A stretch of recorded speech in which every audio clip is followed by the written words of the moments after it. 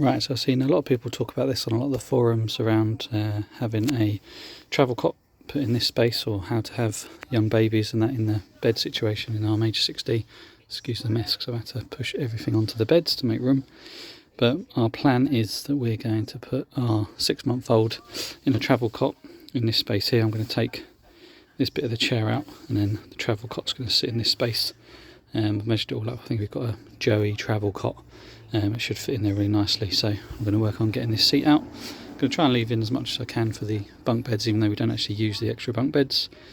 Just leave all that in, just because I don't like taking the stuff out, because a lot of the time when you try and put it back in, it doesn't go back in properly. So I'm going to leave all this stuff in, take these 2 panels out here, try and leave the rest of this in, then I'll test fit putting the travel cot in there as well, and see how we go.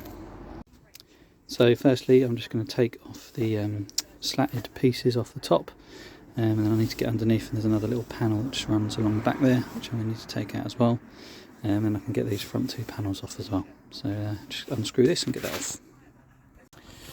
So in the future I'm going to plan on replacing these little hinges as well, because as you can see they're pretty corroded, and I think some of this wood is split in there as well, so I'm going to look at replacing them in the future, but for now I just need to unscrew these 2 sections and get them off.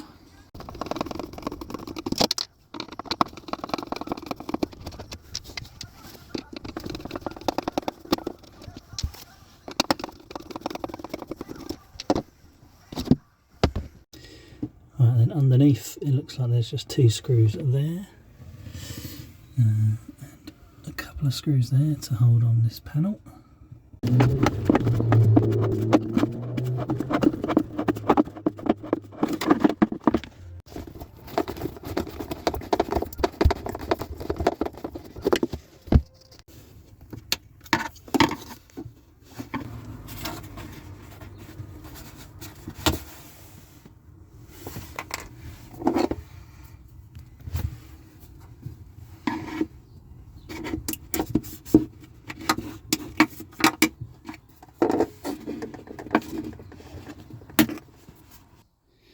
Okay, so I've managed to get everything out. This little panel, which sits across here, is actually glued and screwed and tacked in as well with little tacks. So unfortunately, taking that glue off, I've taken a little bit of the top off here, unfortunately, but you're not going to see it, and I can cover that over anyway. And then to get this panel off the back, you have to take out these 3 screws that go along here. And there's a little panel there that you can screw into as well if you need to, just underneath. And so that all comes out, and then yeah, there should be plenty of space then to get the cot in. So I'm going to give that a try now. You can see the assortment of screws and pieces that come out of all of this.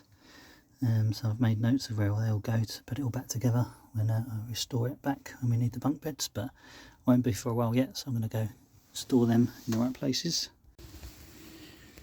Right, and there we go. Cot fits in there perfectly.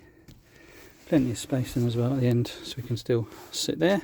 And then again, excuse the mess, but my daughter sleeps on the bottom bunk, and then we've got all our stuff on the top bunk. So that should be good for another 12 months or so, and before my son gets bigger.